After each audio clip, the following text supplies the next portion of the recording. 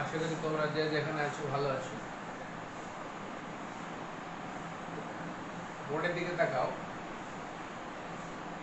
Tense and aspects এই বিষয়টা নিয়ে একটু আলোচনা করি তোমাদের।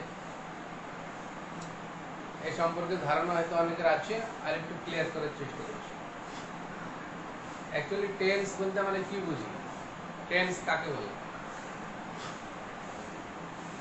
টেন্স হচ্ছে মানে সময়ের সাপেক্ষে কোনো ক্রিয়ার কাজ সম্পূর্ণ করার যে একটা মানে ধরন, কাজ সম্পূর্ণ করার একটা বিষয় সময়ের সাপেক্ষে।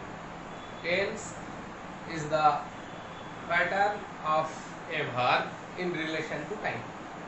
ওকে, তো এই টেন্স হচ্ছে সময়ের সাপেক্ষে ক্রিয়ার কর্ম সম্পাদন করার একটা বিষয়, তাকে আমরা টেন্স বলছি।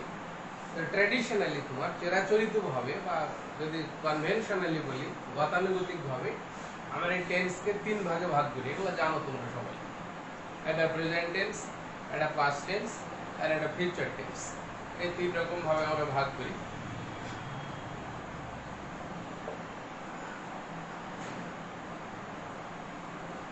প্রেজেন্ট টেন্স 2 নম্বর, পাস্ট টেন্স আর 3 হচ্ছে ফিউচার টেন্স। ট্র্যাডিশনালি আমরা টেন্সকে তিন রকম ভাবে ভাগ করি, এগুলা জানো তোমরা। এবার এই প্রতিটা টেন্সের আবার বেশ কতগুলো ফর্ম আছে। প্রতিটা টেন্সের কটা ফর্ম আছে, যেমন প্রেজেন্ট টেন্সের 4টি ফর্ম আছে। প্রেজেন্ট টেন্সের 4টি ফর্ম আছে। প্রেজেন্ট টেন্সের 4টি ফর্ম যেমন হচ্ছে একটা তোমার সিম্পল ফর্ম, একটা হচ্ছে সিম্পল ফর্ম, একটা হচ্ছে প্রগ্রেসিভ ফর্ম, প্রগ্রেসিভ ফর্ম, আর একটা হচ্ছে পারফেক্টিভ ফর্ম। আর এই দুটোকে নিয়ে একটা হচ্ছে প্রগ্রেসিভ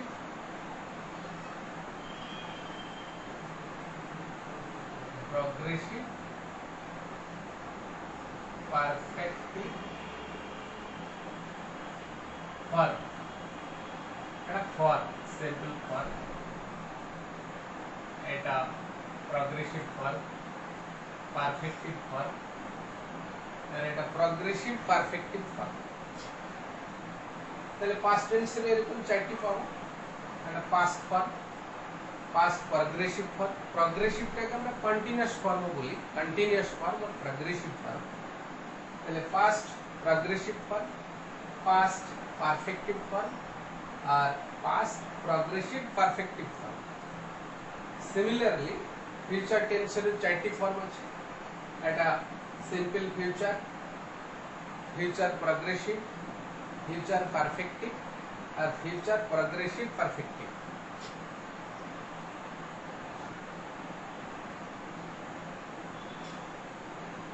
তো এখানে তাহলে টোটাল আমরা 3টি টেন্সের 12টা ফর্ম পেলাম। টোটাল ফর্ম হচ্ছে 12, টোটাল 12 ফর্মস।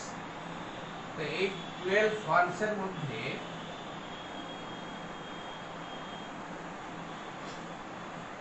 এই 12টা ফর্ম, একটা আছে 12টা form simple, present, present progressive और कंटिन्यूअस,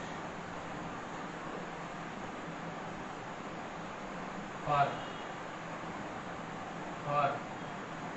टेंस, আর হচ্ছে present perfect form,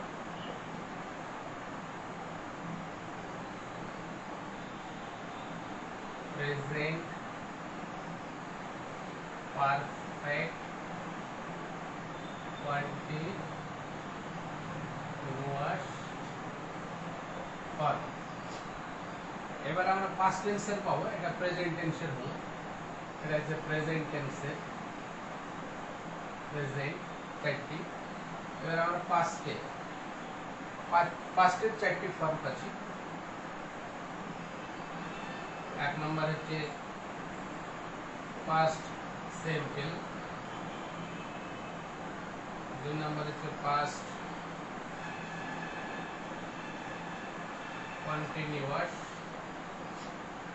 simple form और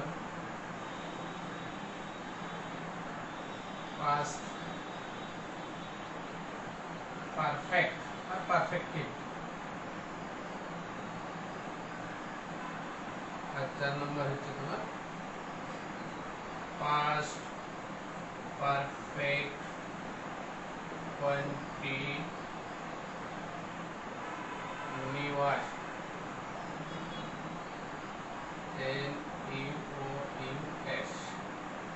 ফর্ম। এই চারটি টোটাল 8টা পেলাম।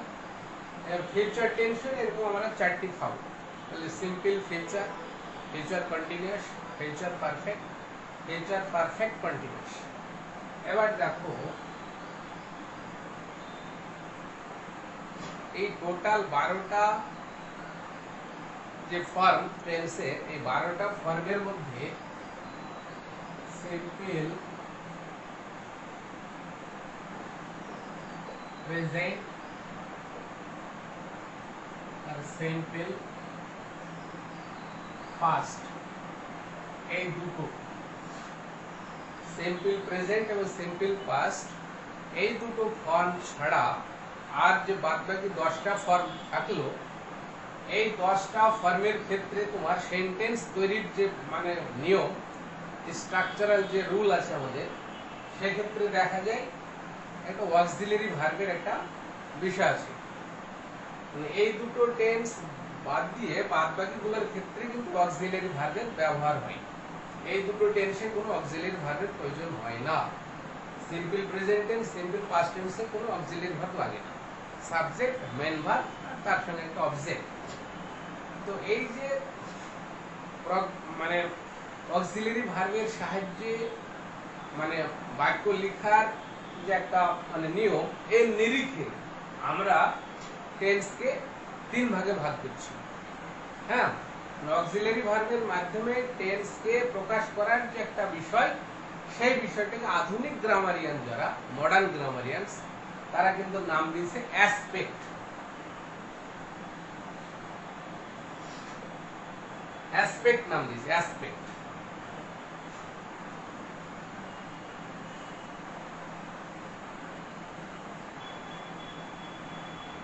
এই অ্যাসপেক্ট অক্সিলারি ভার্ব ছাড়া কিন্তু হবে না। তাহলে অ্যাসপেক্ট আছে তোমার কয়টা?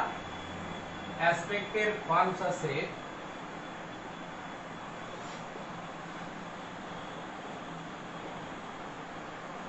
forms of aspects, forms of aspect। একটা হচ্ছে progressive or continuous form,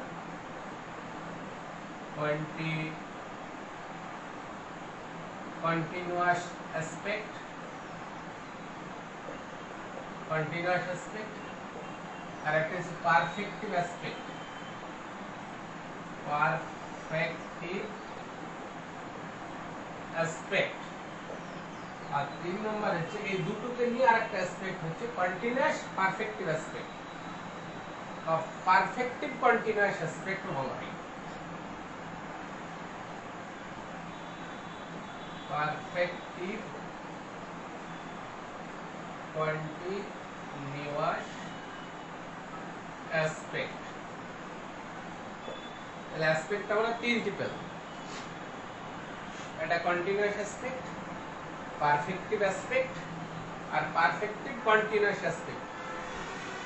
এখানে দেখা যায় যে কন্টিনিউয়াস অ্যাসপেক্ট কোনটা আর পারফেক্টিভ অ্যাসপেক্ট কোনগুলো।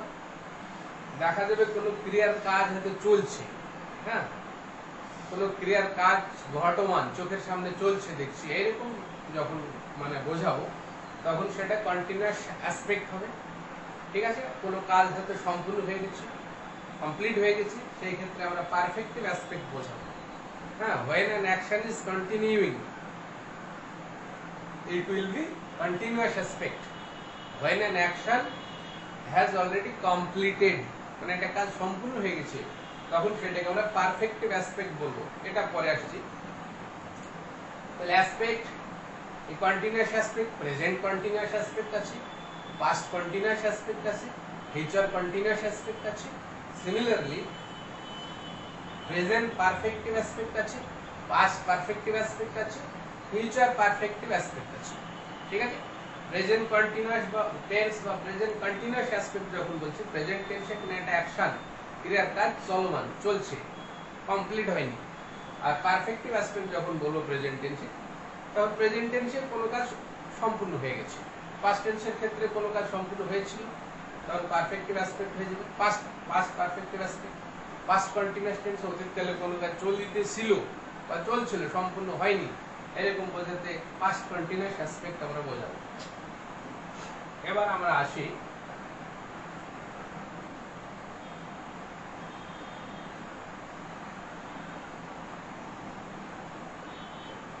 এই সিম্পল প্রেজেন্ট টেন্স, এটাই আজকে আমরা শিখব। Simple present tense, simple present tense. এই সিম্পল প্রেজেন্ট টেন্স, এই বাক্য তৈরি করার যে নিয়ম, যেটা স্ট্রাকচারাল প্রসেস রুল, এটা মাথায় রাখতে হবে। প্রথমে সাবজেক্ট লিখতে হয়, তারপরে ভার্বের ফার্স্ট ভার্ব বসে, আর একটা অবজেক্ট লিখতে হয়। এই নিয়মটা মাথায় রাখতে হবে।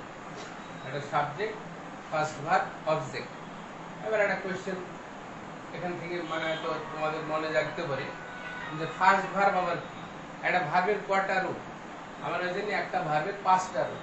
যেমন একটা ভার্ব যদি বলি ডু, একটা ভার্ব, আমরা মানে জানি ভার্বের মেন রেম হচ্ছে 3টি, প্রধান রূপ হচ্ছে 3টা, একটা ডু, একটা ডিড, একটা ডান। এইটাকে আমরা প্রেজেন্ট ফর্ম বলি, past form, past participle form. আবার এইটাকে বলা হয় ফার্স্ট ভার্ব, এইটাকে সেকেন্ড ভার্ব, এইটাকে থার্ড ভার্ব। ঠিক আছে, এটা প্রেজেন্ট ভার্ব আর প্রেজেন্ট ফর্ম আর বেস ভার্ব এবং ফার্স্ট ভার্ব বলা হয়। এটা সেকেন্ড ভার্ব আর পাস্ট ফর্ম, পাস্ট ভার্ব, আর এটা থার্ড ফর্ম আর পাস্ট পার্টিসিপল ফর্ম। এই 3টি মেন রূপ। এছাড়া আরো দুটো ভার্বের রূপ আছে, যেমন ডু থেকে আমরা অনেক সময় ডুজ করি, আবার অনেক সময় আমরা ডুইং করি, আইএনজি যুক্ত করে। তাহলে এখানে আরো দুটো রূপ পেলাম। তাহলে একটা ভার্বের টোটাল ফর্ম হচ্ছে 5টা। ঠিক আছে, তো এইখানে সিম্পল প্রেজেন্ট টেন্সের ক্ষেত্রে আমরা আসলে ফার্স্ট ভার্বটা লিখবো সাবজেক্টের পর। এবার বলি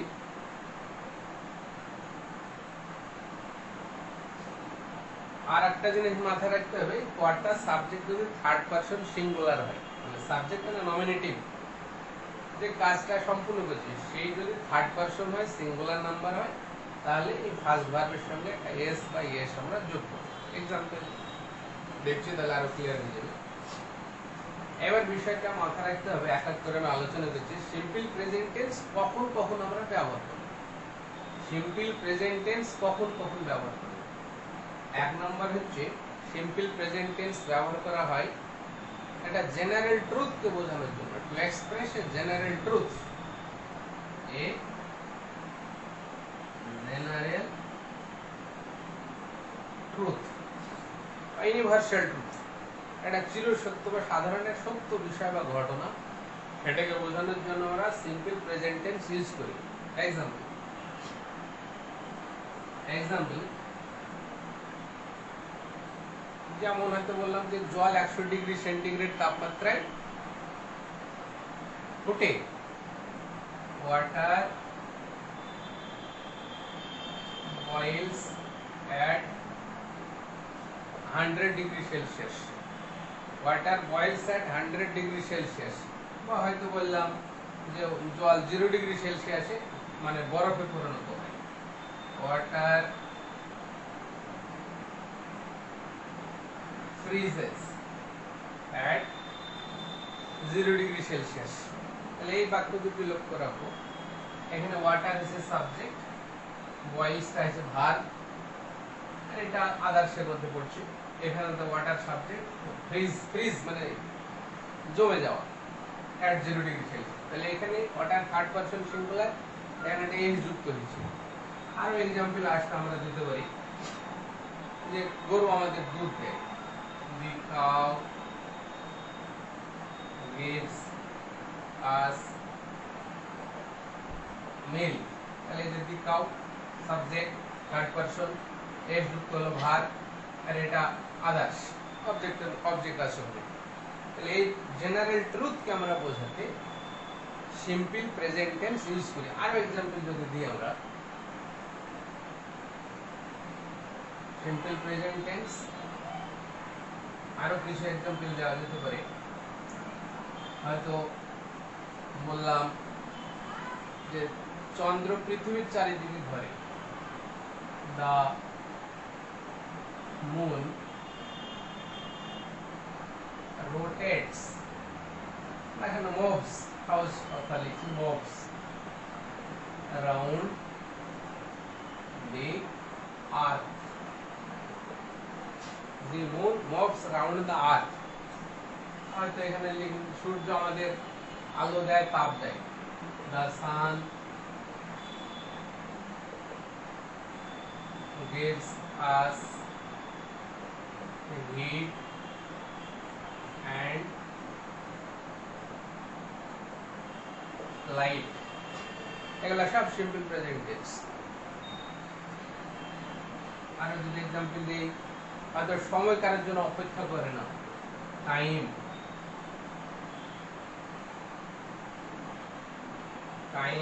ওয়েটস ফর none। এটা সিম্পল প্রেজেন্ট টেন্স, এটা জেনারেল ট্রুথ আর হ্যাবিচুয়াল ইউনিভার্সাল ট্রুথ বোঝাচ্ছে। তাহলে এরকম ক্ষেত্রে আমরা সিম্পল প্রেজেন্ট টেন্স ইউজ করি। আর কোথায় ইউজ করি?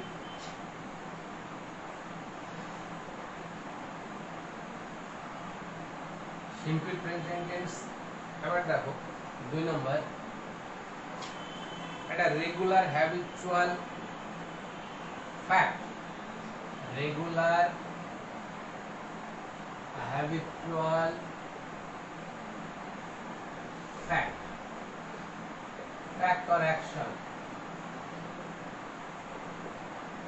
এটা নিয়মিত অভ্যাসগত কোনো কাজ বা ঘটনা, এটাকে বোঝানোর জন্য, প্রকাশ করার জন্য আমরা সিম্পল প্রেজেন্ট টেন্স ইউজ করি। Regular habitual fact or action. Example, regular habitual অ্যাকশনটা কি? হয়তো বললাম সূর্য প্রতিদিন পূর্ব দিকে ওঠে, এটা নিয়মিত অভ্যাস মানে জেনারেল ট্রুথের মধ্যে পড়ছে।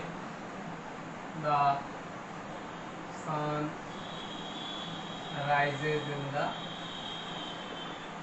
east, এটা জেনারেল ট্রুথের মধ্যে পড়ছে। আবার একটা হ্যাবিচুয়াল অ্যাকশন মানে প্রতিদিনকার ঘটনা, regular action.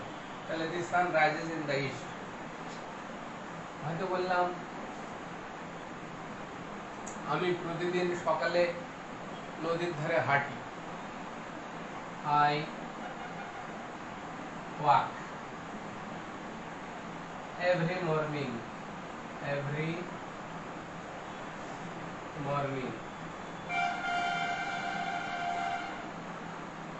on the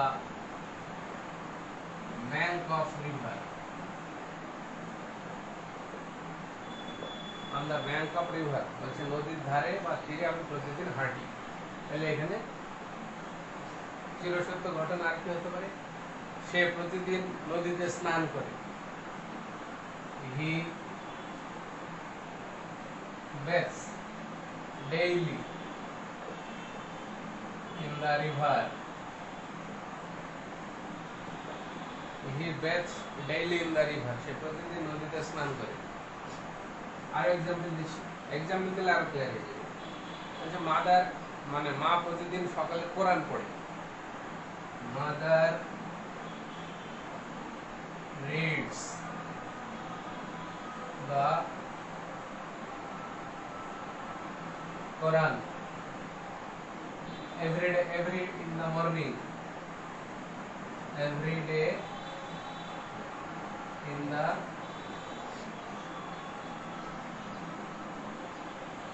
morning, ঠিক আছে? এগুলো হচ্ছে প্রেজেন্ট ইনডেফিনিট টেন্স বা simple present tense.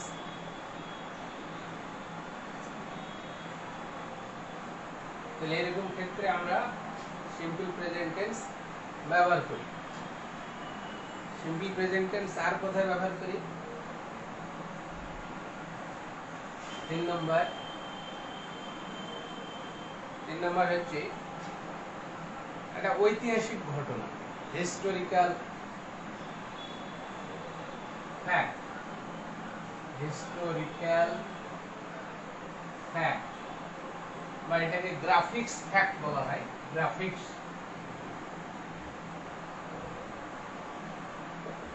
Graphics action, graphics action, historical facts, এইটাকে বোঝানোর জন্য আমরা সিম্পল প্রেজেন্ট টেন্স ব্যবহার করি। যেমন এক্সাম্পল, ঐতিহাসিক ঘটনা যেটা অতীতকালে হয়ে গেছে কিন্তু সেটাকে আমরা বর্তমানকালে যখন লিখি সেটা সিম্পল প্রেজেন্ট টেন্সে লিখতে হবে। যেমন এক্সাম্পল, আলেকজান্ডার ভারতবর্ষে আক্রমণ করেন। তাহলে Alexander the great, Alexander the great invades India, invades India, invades or attacks, আক্রমণ করেন। Alexander the great invades India। 2 নম্বর যদি এক্সাম্পল দিই আমরা, যেমন মুঘল সম্রাট আকবর রাজপুতদের সম্মুখীন হলেন। আকবরা the Mughal emperor, Mughal emperor সম্রাট faces the Rajput, faces সম্মুখীন হওয়া, the Rajput জাতি, faces the Rajput। তাহলে এখানে প্রেজেন্ট ইনডেফিনিট টেন্স আমরা ব্যবহার করছি। থার্ড পারসন সিঙ্গুলার রাখবো, ভার্বের সঙ্গে এই যুক্ত হচ্ছে faces। Alexander the great third person, invades এর যুক্ত হচ্ছে, ঠিক আছে? আরো যদি এক্সাম্পল দিই, আলেকজান্ডার কুরুকে ঝিলাম নদীর তীরে আক্রমণ করলেন, বা পলাশীর যুদ্ধ 1757 সালে হয়েছিল, the battle of Plassey, the battle of Plassey, পলাশীর যুদ্ধ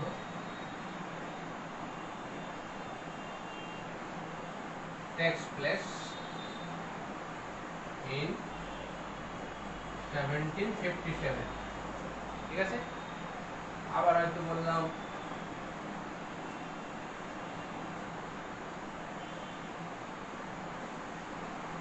Alexander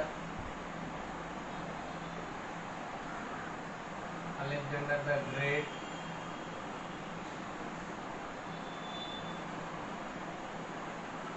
Alexander the Great defeats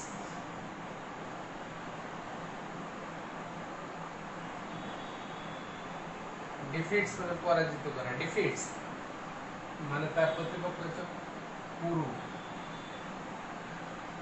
ঠিক আছে? Alexander the Great defeats Kuru on the bank of the river Jhelum, Jhelum নদী। তাহলে এগুলো হচ্ছে আমাদের ঐতিহাসিক ঘটনা বোঝাতে আমরা সিম্পল প্রেজেন্ট টেন্স ব্যবহার করছি। আর কোথায় সিম্পল প্রেজেন্ট টেন্স ব্যবহার করি? সিম্পল প্রেজেন্ট টেন্স আরো ব্যবহার করা হয় ইম্পারেটিভ সেন্টেন্সকে বোঝানোর জন্য, ইম্পারেটিভ মুডকে বোঝানোর জন্য। Imperative mood, imperative mood, imperative mood বা ইম্পারেটিভ সেন্টেন্স এটা প্রেজেন্ট ইনডেফিনিট টেন্সে লিখতে হয়। কারণ প্রেজেন্ট ইনডেফিনিট টেন্সে সেকেন্ড পারসনে লিখতে হয়। যেমন এক্সাম্পল, ডু ইয়োর ডিউটি, বললো তোমার ডু ইয়োর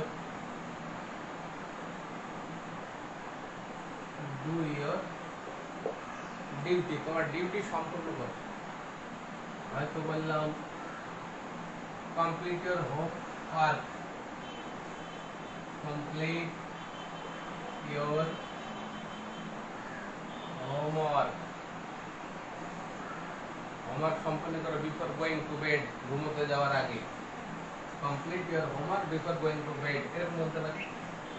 বা হয়তো বললাম শাট the Windows, shut the doors and windows, shut the doors and windows, ঠিক আছে। হয়তো বললাম respect your elder brother, respect your elder brother, এই যে রেসপেক্ট, এগুলো সব ভার প্রথমে লিখছি। ইম্পারেটিভ মুড বা সেন্টেন্সে ভার্বটাকে প্রথমে লিখতে হয় প্রেজেন্ট ফর্মে, হ্যাঁ। সাবজেক্ট এখানে সেকেন্ড পারসন উজ্জ থেকে লিখতে হয় না। আদেশ উপদেশ অনুরোধ করা বোঝায় পাস্ট ইম্পারেটিভ মুডে। ইম্পারেটিভ মুডকে আমরা প্রেজেন্ট ইনডেফিনিট টেন্স দ্বারা প্রকাশ করে থাকি। আর কোথায় করি? যেমন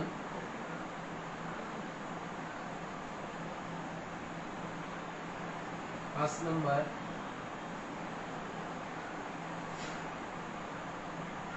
near future action, near future action, near future action when the future it is fixed, near future action নিকট ভবিষ্যৎকালের কোন অ্যাকশন ঘটনা বোঝাতে সিম্পল প্রেজেন্ট টেন্স ব্যবহার করি। নিয়ার ফিউচার অ্যাকশন হতে পারে নিকট ভবিষ্যৎ, কিন্তু সেই মানে অ্যাকশনটা বা ঘটনাটা কিন্তু নির্দিষ্ট হতে হবে, একটা ফিক্সড হতে হবে, তো সময়টা স্পেসিফিক হতে হবে, নির্দিষ্ট সময়ের নিরিখে হতে হবে, তবে সেক্ষেত্রে আমরা সিম্পল ফিউচার টেন্স ব্যবহার করবো। যেমন এক্সাম্পল, হয়তো বললাম যে আমি আগামীকাল সকাল 6টার সময় নিউ ইয়র্কে যাব। এক্সাম্পল, আই যাব ফিউচার টেন্সে, কিন্তু প্রেজেন্ট ইনডিফিনিটে লিখছি যে I go to new York.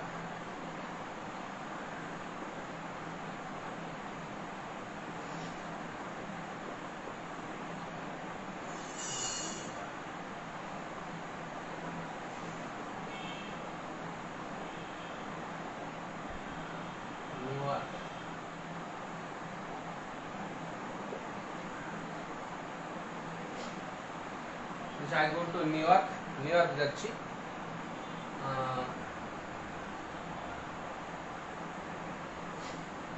tomorrow, আগামীকাল at 6 AM, সকাল 6টার সময়। তাহলে টাইমটা ফিক্সড এখানে। তাহলে I go to New York tomorrow at 6 AM। তো হয়তো বললাম যে আগামী 15 তারিখ আমাদের মাদ্রাসা বা আমাদের স্কুল বন্ধ হবে। আগামী 15 তারিখে আমাদের মানে স্কুল বন্ধ হবে।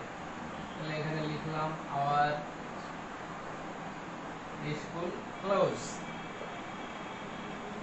ফার্স্ট টেন্স ভার্বের সঙ্গে যুক্ত হয়েছে। Our school clauses on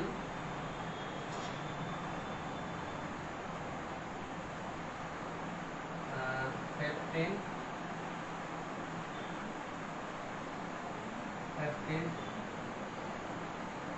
May,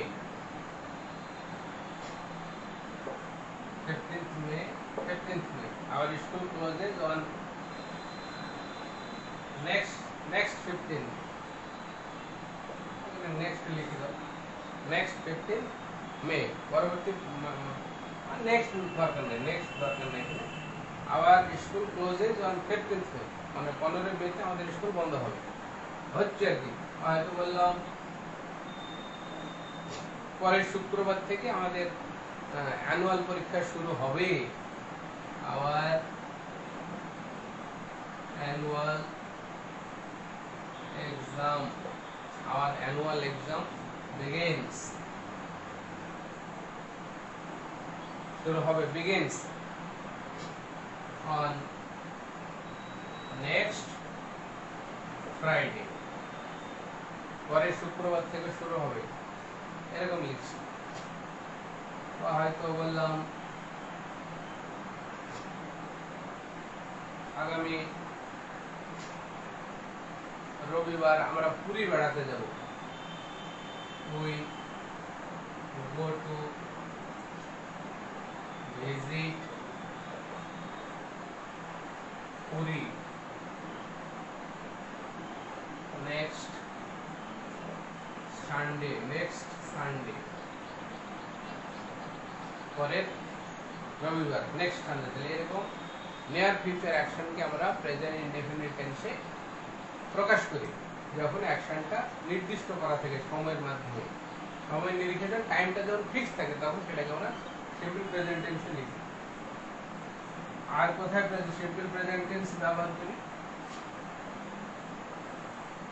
যেমন ধরো 6 নম্বর সিম্পল প্রেজেন্ট টেন্স আমরা ব্যবহার করি কোনো কোটেশন, কোনো লেখকের উদ্ধৃতি, কোনো বইয়ের উদ্ধৃতি, এটাকে মানে বোঝানোর জন্য আমরা সিম্পল প্রেজেন্ট টেন্সে লিখি। যেমন হয়তো বললাম আর.এন.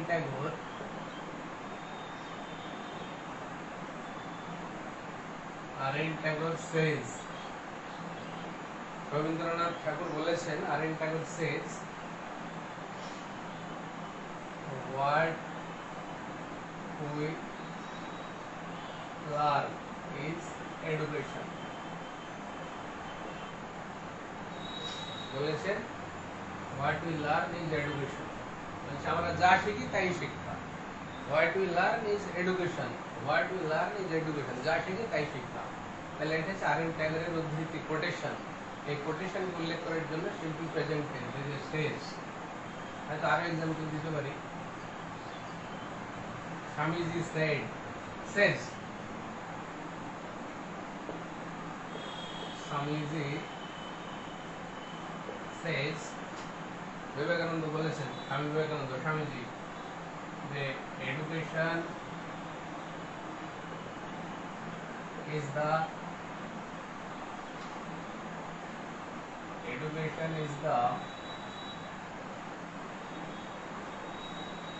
manifestation of perfection already in man.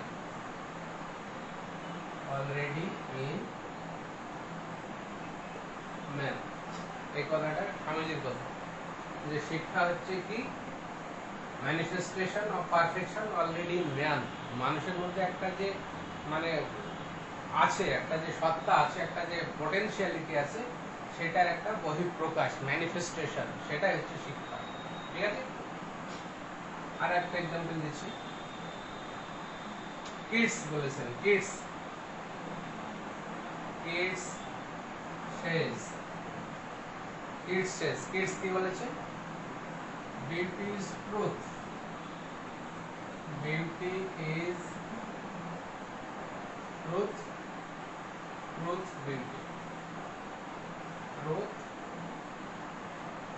beauty. So Kate says beauty is truth beauty. বলছে যে সুন্দরী সত্য, সত্যই সুন্দর, কিডসের কথা। এইরকম আমরা উদ্ধৃতি, তার বইয়ের যদি একটা উদ্ধৃতি লিখি, বাইবেল says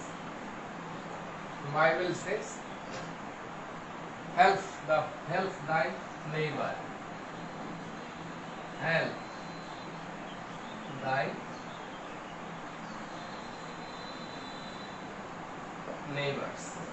বলছে তোমার প্রতিবেশীদেরকে হেল্প করো, হেল্প thy neighbors। কোটেশন, কোনো লেখকের বা কোনো বইয়ের উদ্ধৃতি, এগুলো আমরা লিখতে সিম্পল প্রেজেন্ট টেন্স লিখি। তাহলে এটা ছিল হেডিং, খালি হয়নি। কোটেশন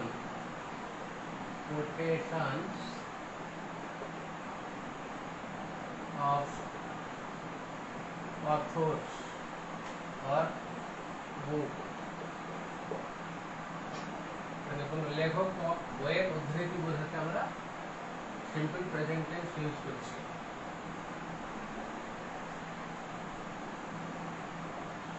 আচ্ছা 7 নম্বর পয়েন্টটি, এমন কিছু কিছু মানে গঠন আছে, সে মানে ইংরেজিতে এমন কিছু কিছু স্ট্রাকচার, বিশেষ স্পেসিফিক স্ট্রাকচারের ক্ষেত্রে, বিশেষ কিছু গঠন, স্পেসিফিক স্ট্রাকচার, বিশেষ স্ট্রাকচারকে বোঝানোর জন্য আমরা এগুলো ব্যবহার করি, মানে উইথ অ্যাডভার্ব সমস্যা, মানে specific structures with adverb, adverb দিয়ে এগুলো বোঝানো হয়, with adverb, ADV, ADV adverb সংক্ষেপে। যেমন example, here comes the opportunity, here that's adjective, here comes the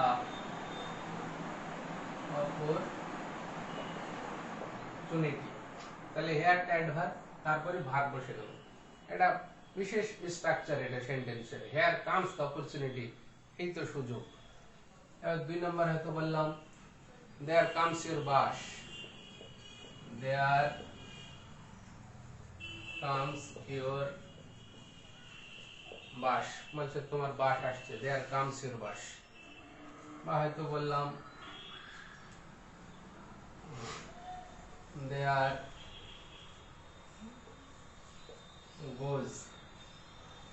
goes your train, there goes your train, বলছে তোমার ট্রেন বা ট্রেন চলে গেল, there goes your train। তাহলে এই যে অ্যাডভার্বের সঙ্গে আমরা সিম্পল প্রেজেন্ট টেন্স আমরা এরকম ক্ষেত্রে লিখি, ঠিক আছে। আচ্ছা, আরো কয়েকটা আছে, সবগুলো এখানে বলা সম্ভব না, আমি আরো কয়েকটা দিচ্ছি। 8 নম্বর,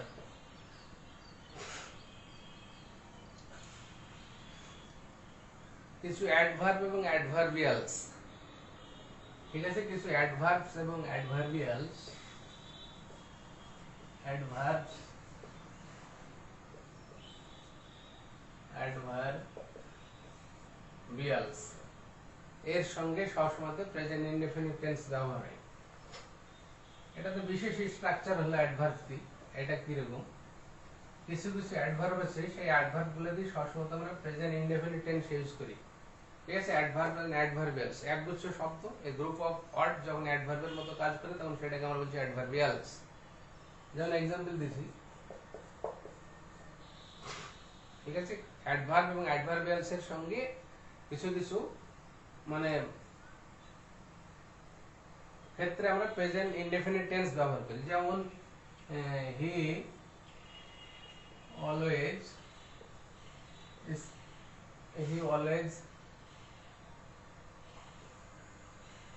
tells a lie, he always speaks the truth,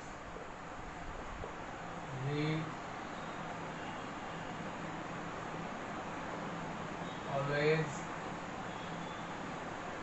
speaks the truth। এই যে এগুলো হচ্ছে অলওয়েজ অ্যাডভার্ব, সে সর্বদা মিথ্যা কথা বলে, সে সর্বদা সত্য কথা বলে, এই ক্ষেত্রে আমরা হয়তো প্রেজেন্ট টেন্স এগুলোকে লিখতে হবে। হয়তো সে কদাচিৎ রাত্রে পড়াশোনা করে, হি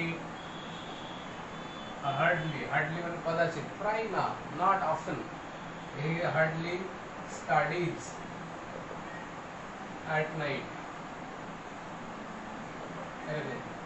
স্টাডিজ ভাগ এর যুক্ত হলো, হি হার্ডলি স্টাডিজ at night, সে রাত্রে কদাচিৎ পড়ে, প্রায় পড়ে না। আবার হয়তো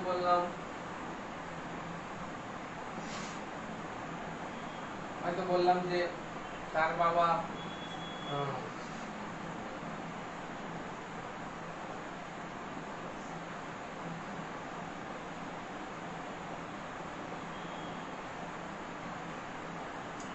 একবার করে লন্ডন বেড়াতে যায়, his father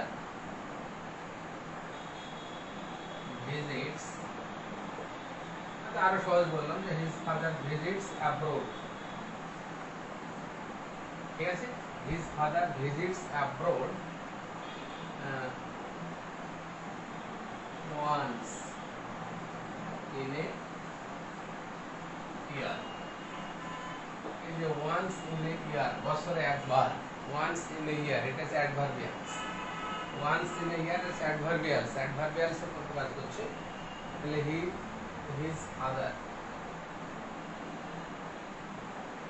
his father visits abroad once in a year, প্রতি বছর একবার করে বিদেশে ভ্রমণ করতে যাই। তাহলে এখানে অ্যাডভার্ব অ্যাডভার্বিয়ালস এর সঙ্গে আমরা ব্যবহার করি। হয়তো বললাম যে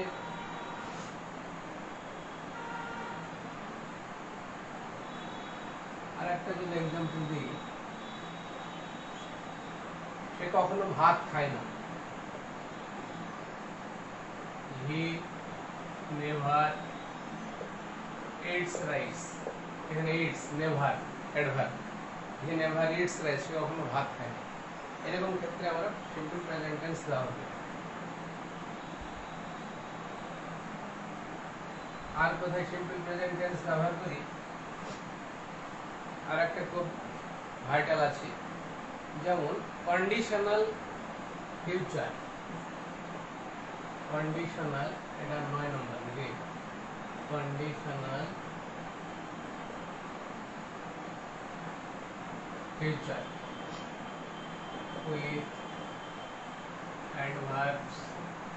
with adverbs till, until, unless, after, etc. এই সমস্ত অ্যাডভার্বগুলোর সঙ্গে কিছু কন্ডিশনাল ফিউচার, শর্ত সাপেক্ষ কোনো ভবিষ্যৎকালের কোনো অ্যাকশন বোঝানোর জন্য আমরা সিম্পল প্রেজেন্ট টেন্স ইউজ করি। যেমন এক্সাম্পল, আমি হয়তো বললাম যে I shall wait, future tense, আমি অপেক্ষা করব, আই শ্যাল ওয়েট।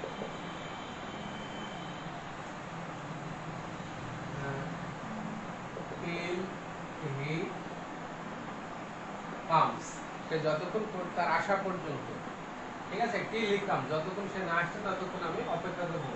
তাহলে I shall wait till he comes, এটা till অ্যাডভার্ব, এখানে he comes এটা প্রেজেন্ট ইনডেফিনিট, সিম্পল প্রেজেন্ট টেন্সে লিখব। আরো एग्जांपल যদি দিই যে I will not sign the protocol. I will not sign the protocol. Protocol মানে চুক্তি, ট্রিটি, এগ্রিমেন্ট। বলছে আমি এগ্রিমেন্টে সই করব না। I will not sign the protocol unless you do first. তুমি যদি প্রথমে সই না করো তাহলে আমি চুক্তিতে সই করব না। I will not sign the protocol unless you do first.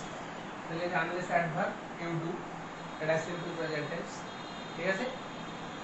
বা হয়তো বললাম, আরেকটা एग्जांपल দিয়েছি, আমি তোমাদের বাড়ি যাব না যদি তুমি না আসো। কন্ডিশনাল শর্ত, কন্ডিশনাল সেন্টেন্স বলছি, conditional future.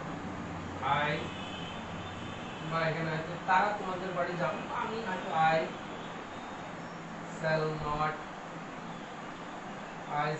not go to your house. If you do not come, to ours, our house, ours means our house. And so I shall not go to your house if you do not come. তাহলে if you do not, এটা হচ্ছে present indefinite. তাহলে এইরকম conditional future with adverb, till, until, unless, after, if, এগুলো দিয়ে আমরা simple present tense প্রকাশ করি। আর একটা দেখছি,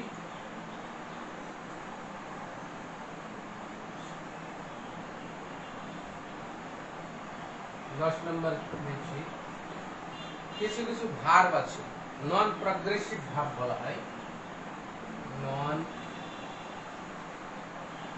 progressive verbs, নন প্রগ্রেসিভ ভার্বস এগুলো কখনোই কন্টিনিউয়াস টেন্সে ব্যবহার করতে হয় না, সরাসরি সিম্পল প্রেজেন্ট টেন্সে ব্যবহার করতে হয়। এই ভার্বস গুলো কি কি? যেমন হচ্ছে ফিল, ফিল এক্সাম্পল, ফিল অনুভব করা, ফিল কোনো কিছু ফিল করা, এক্সাম্পল দিছি। যেমন today he feel well, today আজ সে ভালো আছে, today he feels well, today he feels today, এটা কখনই আইন যুক্ত মানে হি ইজ ফিলিং করা যাবে। বা হয়তো ফরগেট, ফরগেট মানে ভুলে যাওয়া, যেমন I forget her, I forget, I forget his name, বলছে আমি তার নাম ভুলে যাই, এই যে ফরগেট, ফিল, এগুলো হচ্ছে নন প্রগ্রেসিভ ভার্ব, আইন যোগ হয় না। হয়তো রিমেম্বার, রিমেম্বার কোনো কিছু স্মরণ করা, যেমন তাকে আমি সবসময় স্মরণ করি, I remember her all Times, all time সারাক্ষণ তাকে আমি স্মরণ করি, তাহলে যে রিমেম্বার নন প্রগ্রেসিভ ভার্ব। তারপরে আসছে তোমার নো, নো মানে জানা, তাহলে everybody knows Netaji, everybody knows Netaji the commander of Azad Hind Fauj, Azad Hind Fauj, Azad Hind Fauj, Azad Hind Fauj এর কমান্ডার, প্রধান সেনাপতি, তাহলে এভরিবডি নোজ নেতাজিটাই লিখো, everybody knows Netaji the commander of Azad Hind Fauj, let us know verb ধরুন। আরো কিছু verb আছে, মানে পঞ্চ ইন্দ্রিয়ের সঙ্গে রিলেটেড যে ভার্ব যেগুলো, যেমন হচ্ছে দেখা, সি দেখা আছে, তারপরে টেস্ট, সি আছে টেস্ট, তারপরে হচ্ছে স্মেল, ঠিক আছে, যেমন হেয়ার শোনা, এগুলা নোটিস লক্ষ্য করা, ওয়াচ অবজার্ভ, এই সমস্ত ভার্বগুলো সবসময় সিম্পল প্রেজেন্ট ইনডেফিনিট টেন্সে লিখতে হয়। সিম্পল প্রেজেন্ট টেন্স কখনোই প্রগ্রেসিভ ফর্ম হয় না, তার জন্য এটা নন প্রগ্রেসিভ ভার্ব হওয়া। তাহলে এই 10টা পয়েন্ট আমরা এতক্ষণ শিখলাম। সিম্পল প্রেজেন্ট টেন্স কোন কোন ক্ষেত্রে ব্যবহার হয়, ঠিক আছে। তাহলে সিম্পল প্রেজেন্ট টেন্স এই 10 রকম ক্ষেত্রে ব্যবহার হয়, এগুলো খুব ভালো করে তোমরা মানে খাতায় লিখে নেবে এবং প্র্যাকটিস করার চেষ্টা করবে। আরও কিছু ফর্ম আছে সিম্পল প্রেজেন্ট টেন্সের, এগুলো পরে মানে আবার বলার চেষ্টা করবো, ঠিক আছে। তাহলে সিম্পল প্রেজেন্ট টেন্সের এই ফর্মগুলো আরেকবার আমি স্মরণ করে দিচ্ছি। 1 নম্বর হচ্ছে জেনারেল ট্রুথ, ইউনিভার্সাল ট্রুথ। 2 নম্বর হচ্ছে এটা রেগুলার হ্যাবিচুয়াল অ্যাকশন। 3 নম্বর হচ্ছে তোমার হিস্টোরিক্যাল ফ্যাক্টস আর গ্রাফিক্স প্রেজেন্ট, গ্রাফিক অ্যাকশন। তারপরে ছিল যে নিয়ার ফিউচার অ্যাকশন, ঠিক আছে, নিয়ার ফিউচার অ্যাকশন বোঝানোর ক্ষেত্রে আমরা ব্যবহার করলাম। তারপরে ব্যবহার করলাম যে মানে বিশেষ গঠন, অ্যাডভার্ব দিয়ে বিশেষ গঠন, স্পেসিফিক স্ট্রাকচার। তারপরে কিছু অ্যাডভার্বিয়ালসের সঙ্গে আমরা ব্যবহার করব, ঠিক আছে। তারপরে ব্যবহার করলাম এই যে নন প্রগ্রেসিভ ভার্বস, এই যে এক এক করে এগুলো আলোচনা করা হলো। এই জিনিসগুলো একবার ভালো করে খাতায় লিখে নেবে এবং বারবার পড়বে, তাহলে দেখবে ক্লিয়ার হবে। তা প্রেজেন্ট ইনডেফিনিট টেন্সের এতগুলো ভার্ব, এরপরে আগামী দিন অন্য জিনিস আলোচনা করবো, ঠিক আছে। এখানে তাহলে শেষ করছি। আসসালামু আলাইকুম।